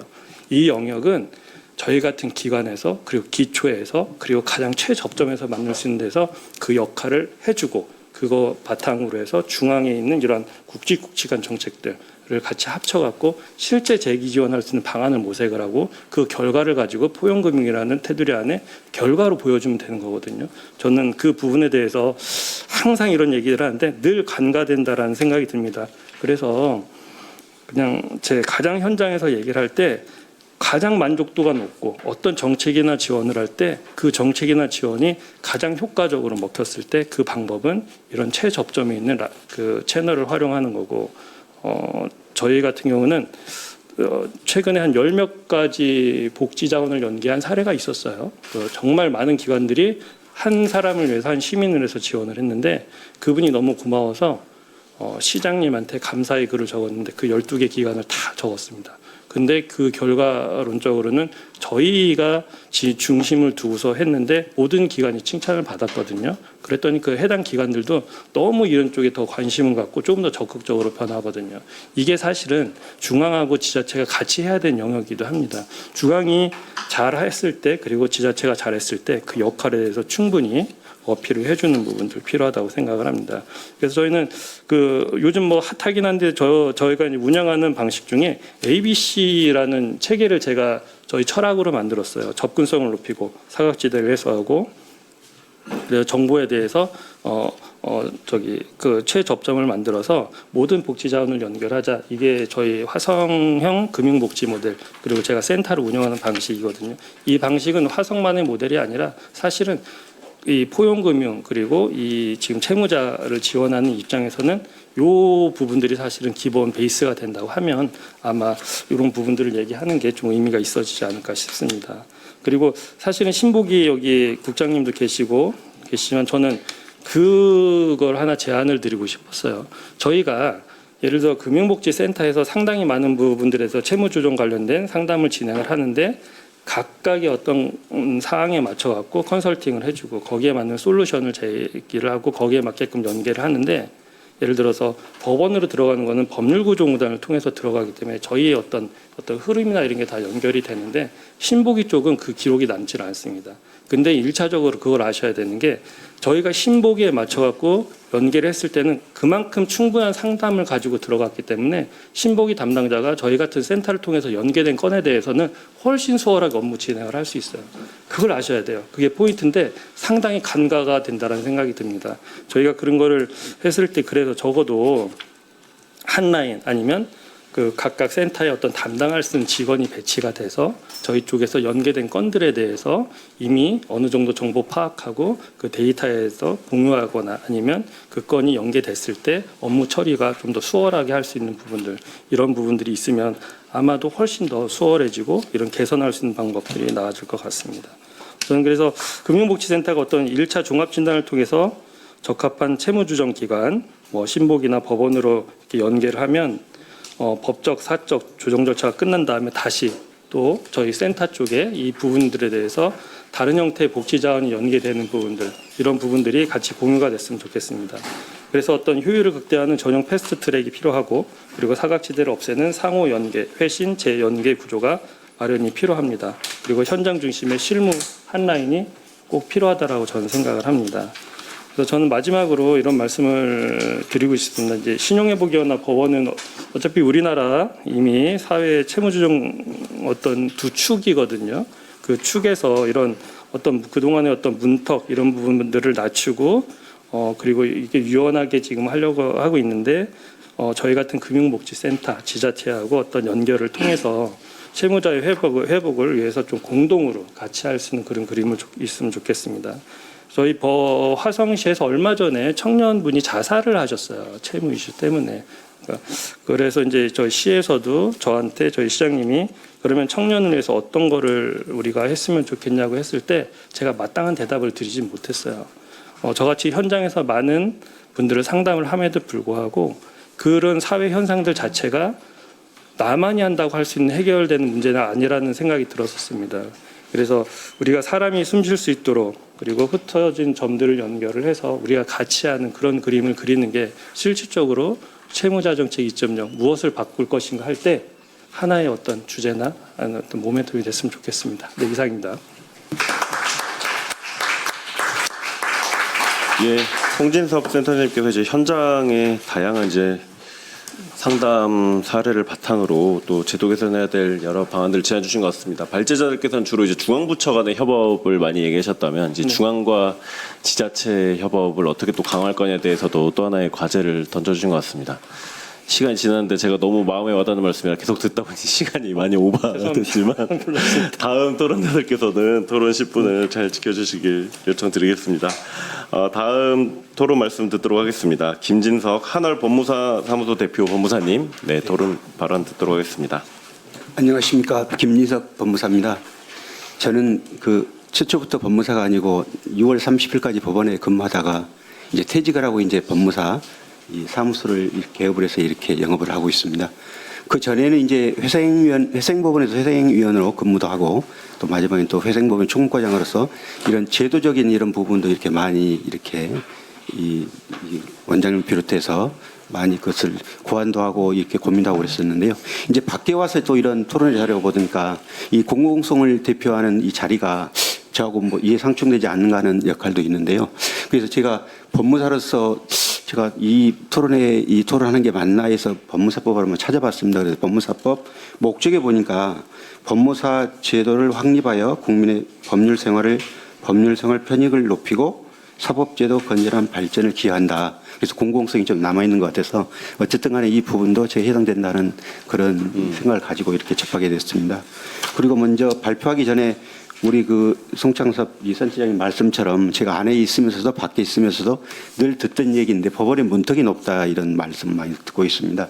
좀 전에 회생법원도 각급 이제 고등법원 단위로 많이 설립되고 좀 개설되고 그렇습니다만은 서울에 있는 이게 중심이 되어 있는 서울 회생법원이 있고 그다음에 이제 수원, 인천 이 의정부 이렇게 있는데 이 회생법의 기본 취지가 이렇게 성실한 채무자 그렇지만 불운한 채무자를 이렇게 구제해 준다는 목적인데 이 회생법원이 어떻게 채무자 회생을 구제해 주는데 이렇게 역할을 해야 되는 게 아니라 어떻게 하면은 회생을 막는다는 그런 역할의 인식을 많이 가지고 있습니다. 그래서 안에서도 있을 때 느꼈지만 지금도 이 관할이라는 그런 포럼 현상이 아직도 이게 사그러지지 않고 있는데 서울 회생법원에 오면은 잘해준다. 그 외에 인천이나 수원이나 의정부 가면은 잠자고 있어서 회생을 하고 싶어도 하지 못한다. 파산을 하고 싶어도 하지 못한다는 아직 지금 이런 민원들이 많이 남아 있습니다. 그래서 그런 부분은 어떤 통일된 업무 관행이라든지 이런 제도의 정비가 시급해지고 그럼을 통해서 이제 국민의 이런 회생을 돕는 첫 단추 이게 길이 되지 않을까 이렇게 싶은 말씀에서 먼저 소디의 말씀을 드렸습니다. 저는 이제 밖에 나오다 보니까 이렇게 회생 파산을 이용하는 분들이 이제 어떻게 이게 접근을 하는지 그 문제에 대한 부분인데요. 바이럴 광고 그러니까 이제 많은 광고, 편집된 광고 이렇게 많은 비용을 들이면서 이렇게 접근을 한다는 그런 것입니다. 아침에도 제가 식사하면서 제 카톡을 보니까 카톡 개인 메일에도 개인 회생, 개인 파산 이런 광고가 뜨고 있습니다. 그래서 어쨌든 저희는 이제 어떤 그 공공기관이나 아니면 개인이나 아니면 지인에게 어떤 잠을 넣는 것보다는 어떻든 AI 시대에 이게 핸드폰이나 이런 것들을 접하게 되는데 거기에 너무 노출되다 보니까 이런 또 피해가 발생되는 그런 현상이 있어서 그런 문제를 짚고자 간단하게 이렇게 문제 제기를 했습니다. 이제 저희 제도로 보면은 이렇게 고통받는 서민을 구제하기 위해서 큰 틀에서는 법원의 회생위원 개인 파산 제도가 있고 신용회본의 채무조정 제도가 운영되고 있습니다. 그러나 제도의 취지와는 달리 정작 도움이 절실한 채무자들은 포털 사이트나 SNS 상업성 온라인 광고를 통해 제도를 처음 접하는 이런 실정입니다. 이 과정에서 법률식이 부족한 국민은 사적 대리인을 선임하게 되고 채무를 갚기 위해 또 다른 채무라니까 고용의 대리인 비용을 지는 기형적인 제도에 노출되어 있는 게 현실입니다. 이를 해결하기 위해서는 공공기관을 통해 조직이 강화되어야 하나 법원, 신용회복위원회, 캠코 등 공공기관은 여전히 문턱이 높고 친절하지 않는다는 평가를 받고 있습니다. 심지어 공공법률복지의 보루인 대한법률구조공단조차도 만족도가 낮게 나타나는 현실입니다. 본 토론에서 어떻게 공공기관의 문턱을 낮추고 접근성을 용이하게 만들어 국민이 비용 부담 없이 제도를 집행하도록 유인할 것인가 하는 정책적 대안을 한번 생각해 보고자 합니다. 두 번째, 현상 분석의 문제점입니다. 채무자 접근 구조입니다. 말씀드린 바와 같이 AI 시대에 상업성 노출에서 바로 사적 대리인을 선임하게 되고 추가 채무가 발생되는 그런 기현상을 볼 수 있습니다. 검색창에 개인회생이나 채무조정을 검색하기다 보면은 공공기관 안내보다는 상업성 법률사무소의 광고가 상단을 점령하게 되어 100% 탕감, 수임료 분납 가능 등 이런 자극적인 문구에 현혹되게 됩니다. 그러면 공공기관 문턱 완화 및 접근성을 어떻게 낮출 것인가 하는 것입니다. 첫째는 AI 기반 원스톱 전단 서비스입니다. 채무자 자신의 채무액, 소득, 자산을 입력하면 신용회복위원회와 법원 중 어느 제도가 유리한지 좀 자동 분석하고 공동 상담으로 연결되는 이런 시스템이 되었으면 좋겠습니다. 두 번째로 행정정보 공공이용만 전면 활용입니다. 법원 및 신용회본의 신청 및 시변 수십 가지 서류가 있습니다. 아까 판사님 말씀하신 공공 마이더데이터 시행이 곧 시행된다 해서 좋은 제도라고 생각합니다. 그렇지만 아직도 그런 서류 때문에 아니면 그러한 부채 증명서 발급 때문에 아직도 고통받는 게 현실입니다. 이런 제도를 곧 이렇게 연계해서 활용되었으면 좋겠습니다. 다음으로 조직 지원에서 법원 내 공공 패스트트랙 전담 센터를 확충해서 법원 및 신용회복위원회 내에 상주하는 공공회생파산위원 또는 공공변호사 또는 법무사가 공공법무사 인력을 대폭 늘려서 대리인 선임 없이도 서류 검토 및 보정민영 대응을 무료로 전담할 수 있으면 좋겠습니다.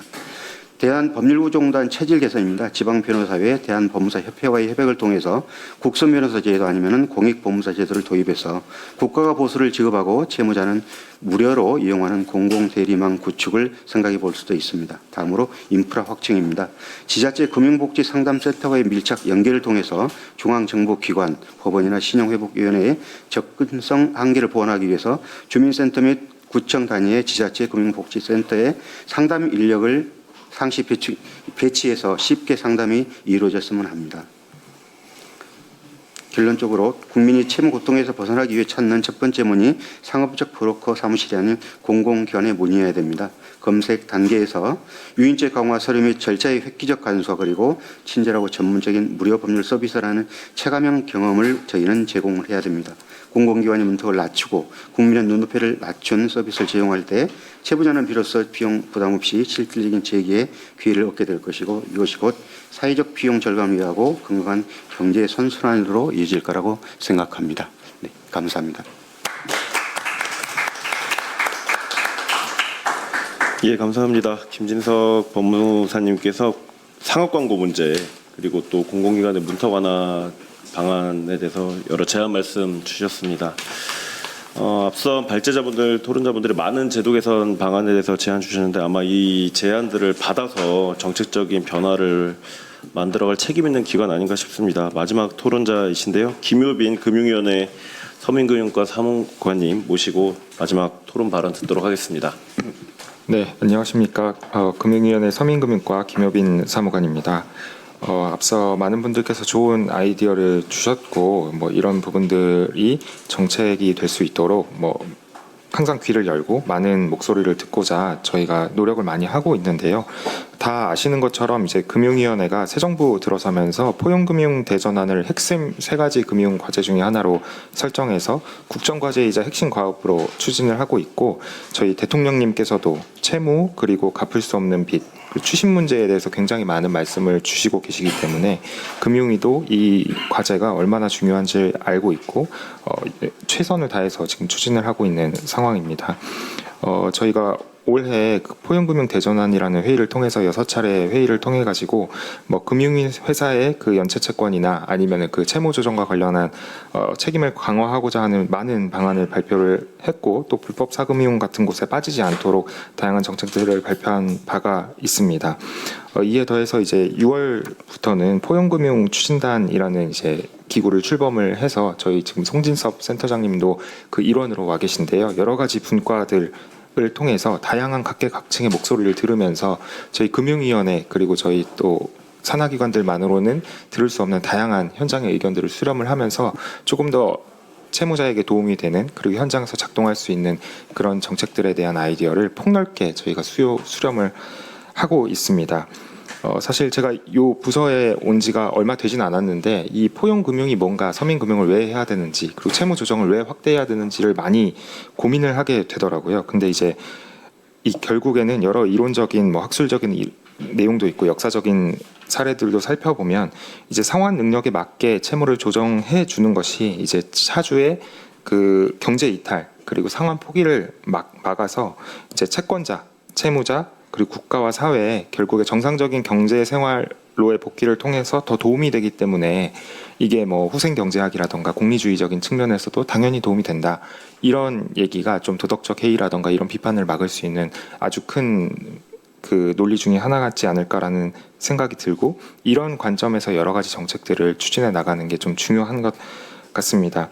앞서 말씀 주신 바들과 같이 이제 채무 조정도 중요하지만 재기 지원으로 연계가 되는 게 중요한데, 저희가 여러 가지 하고 있는 것 중에 하나가 이제 크레딧 빌드업이라고 올해부터 이제 굉장히 신용도가 낮을 때부터 단계적으로 이분이 정상적인 그 신용까지 올라갈 수 있도록 크레딧을 쌓아주는 그런 자금 지원을 하고 있는 부분도 있고, 그리고 복합 지원 팀을 통해서 복지와 고용을 연계해서 실질적으로 채무 조정 그리고 이제 신용 악화 이런 것들이 해결될 수 있는 그런 정책들을 많이 준비하고 있습니다.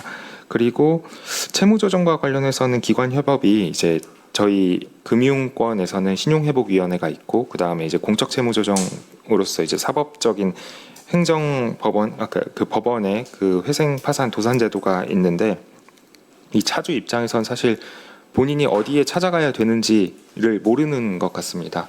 그러니까 이제 광고를 찾아보고 변호사를 찾아가거나 아니면 또 신용회복위원회를 찾아가게 되는데, 어디를 찾아가더라도 자기에게 자기 특성에 적합한 채무 조정을 받을 수 있도록 하는 것이 굉장히 중요한 것 같고, 그래서 일단 저희는 신보기를 찾아오면 그 신보기에서 그 뭐 금융 채무가 많으신 분들은 이제 신보기의 채무 조정을 받으시고, 그리고 뭐 다른 채무가 많거나 아니면 상환 능력이 없으신 분들은 개인회생이나 파산으로 연계될 수 있도록 그렇게 지원을 하고 있는데, 이런 부분들이 조금 더 강화될 수 있도록 연계를 강화하는 게 지금 신보기와 금융위가 함께 고민을 하고 있는 부분이고요. 그리고 이제 신보기가 가진 다양한 역량들이 있습니다. 이제 뭐 채무 조정과 관련한 기본적인 그 서류라던가 아니면은 관계되어 있는 여러 금융회사들을 조정하는 능력들이 있는데, 이런 부분들을 바탕으로 법원에서 개인회생이나 파산을 진행할 때 자료를 조금 더 신속하게 하시고, 그리고 이제 취약차주의 그 비용적인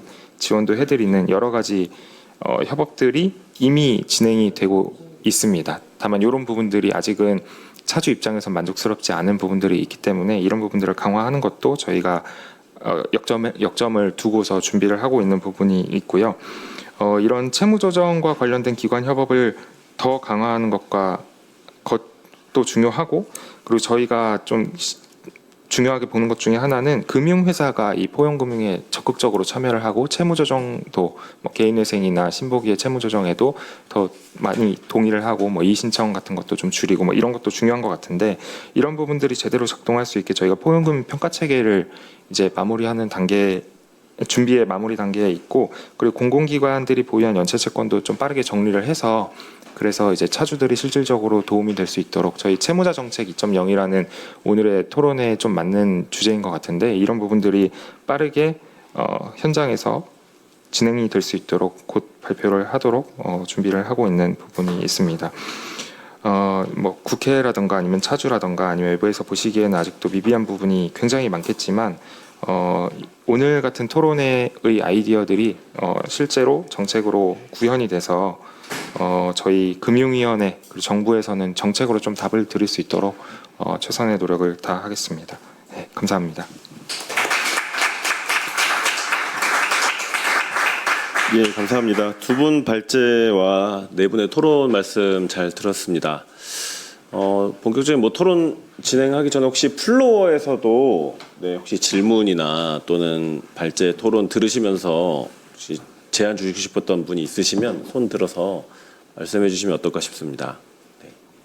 네, 따로 없으신 것 같습니다. 그러면 두 분 발제자분들 말씀 듣고 네, 토론, 네, 그리고 그럼 토론자분들부터 한 분씩 혹시 뭐 추가로 발제자분들 그리고 다른 토론자분들이 하신 말씀 중에서 좀 토론하실 만한 내용 있으신 분들은 발언해 주시고 그 다음에 발제자 두 분 말씀 듣고 마무리하는 것으로 그렇게 진행하도록 하겠습니다. 그러니까 시간이 넘은 것 같아가지고 요 말씀을 못 드렸는데 작년에도 한번 이맘때인가 신보기하고 서금원 관련해 가지고 토론을 한번 한 적이 있었습니다. 그때도 이제 제가 강력하게 요구했던 게 두 기관의 성격이 다른데 왜 겸직을 하고 있는지 저는 이해가 안 된다 해서 뭐 새 정부 출범에서 첫 인선에 있어서는 겸직을 풀고 신보기 위원장님은 따로 임명하던 서금원 위원장님을 따로 임명하던 했는데 지금도 이제 겸직을 하고 있는 상황인데 저는 금융위원회에서 좀 더 나서 주셔가지고 저는 신보기 위상이 더 강화돼야 된다고 생각하는 사람이에요. 그러니까 이제 여기서 응급실에서 이 사람을 어떻게 할 건지에 대한 1차적으로 조정과 완료를 해주신다면 이번에 지금 대통령께서 말한 말이 저는 중요한 패러다임 전환이라고 보거든요. 이제 그렇게 되려면 제도적 개혁이 있어야 되는데 그건 갈 것 같은데 여전히 이 성격이 다른데 기관장이 겸직을 하는 이 구조는 저는 도저히 이해가 안 되거든요. 그래서 의원님들이 있었으면 의원님들도 좀 적극이 나서 주셨으면 좋겠는데 다 가시고 안 계시고 해서 이제 보좌관 의원실에서라도 저는 이번에 이번 임기가 종료되든 아니면 새롭게 출범을 하든 좀 새로운 패러다임에서 정말 좀 사람 좀 더 이상 안 죽는 살릴 수 있는 이 구조에 이번에 좋은 시기다. 저는 그렇게 생각해서 강하게 좀 말씀드리고 싶습니다. 마지막으로. 혹시 뭐 제안 말씀 관련해서 사무관님 혹시 뭐 답변하실 게 있으실까요? 네. 예. 뭐 더 추가 토론 말씀 없으시면 두 분 발제자분들 토론 말씀 나온 거 관련해서도 뭐 추가로 더 마무리 발언하실 기회를 좀 드리도록 하겠습니다. 2, 3분 정도 드리도록 하겠습니다. 순서대로 우리 정장호 지부장님 먼저 하실까요? 네, 그러면 이주영 서울회생법원 판사님 오늘 어렵게 와주셨는데 네, 토론 진행하시면 어떠셨는지 마무리 발언해 주시면 좋을 것 같습니다. 예, 그 귀한 자리 주셔서 발표도 할 수 있었고 또 여러 가지 좋은 말씀 해주셨는데 특히 저희 법원도 사실은 저희 역할로는 다 이 채무자의 그 제기를 다 할 수는 당연히 알고 있고 설명드린 대로 유관기관 협력을 많이 해왔고 사실 지금 오늘 말씀이 와닿던 게 이제 법의 문턱을 넘기 어렵다. 사실 이거는 뭐 아무리 제도를 쉽게 만들어도 이걸 한번 접해보지 않은 사람들이 당연히 하기 어려운 것이니까요. 그래서 이제 신용회복위원회나 뭐 같은 기관이 협력해서 좀 좋은 결과가 나왔으면 좋겠습니다. 저희 법원도 많이 노력하겠습니다. 감사합니다.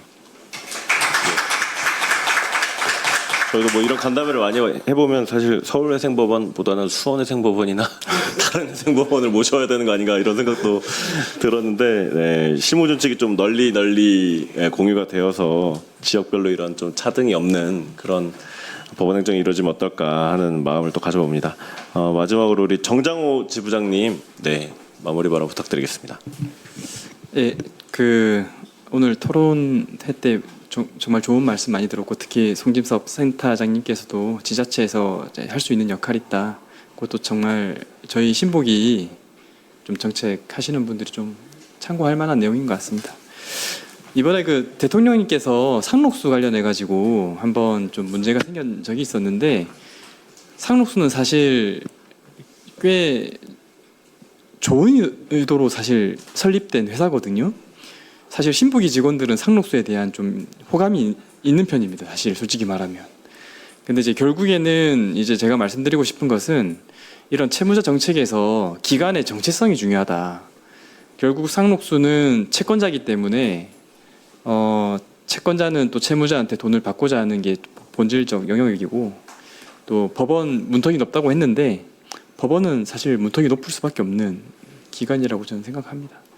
그래서 이제 그런 기관 정체성을 고려해서 협업을 해야 된다는 게 이제 제 사실 주제였고, 사실 이게 상당히 어려운 작업이고 이 이해를 구하기가 상당히 어려운 작업이라는 것도 알고 있지만, 그래도 이렇게 좀 첫 발을 뗐다는 거에 의의를 두고 싶고 계속 이런 논의가 좀 이어나갔으면 좋겠다는 마음 말씀드리겠습니다. 감사합니다.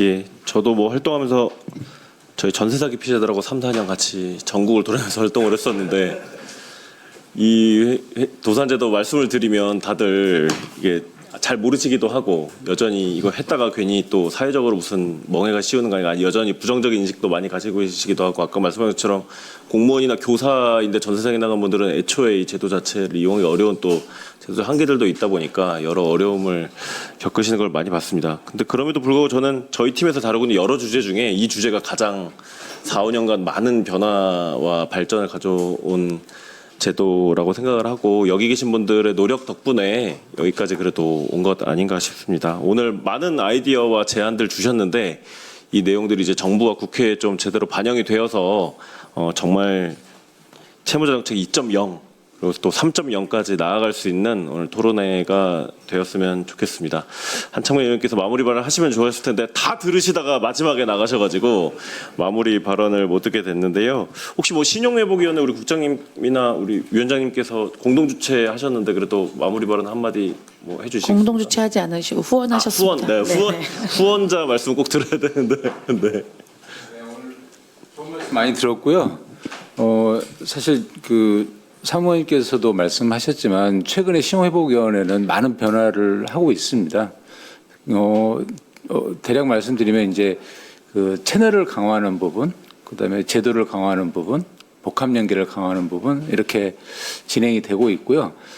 채널 강화 같은 경우에는 신용회복위원회가 채무 문제 게이트웨이 역할을 하기 위해서 10월 달부터는 그 콜센터 전화번호를 137호 단축번호를 운영을 하게 됐습니다. 그래서 지금 준비를 하고 있고요.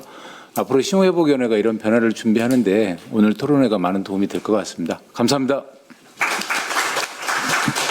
예, 감사합니다. 오늘 많은 분들 고생 많으셨는데요. 오늘 토론회는 이것으로 마치고 또 다음에 또 더 좋은 자리에서 또 채무자 정책 2.0을 위한 간담회 진행했으면 좋겠습니다. 오늘 토론회 참석해 주신 분들 고생 많으셨습니다.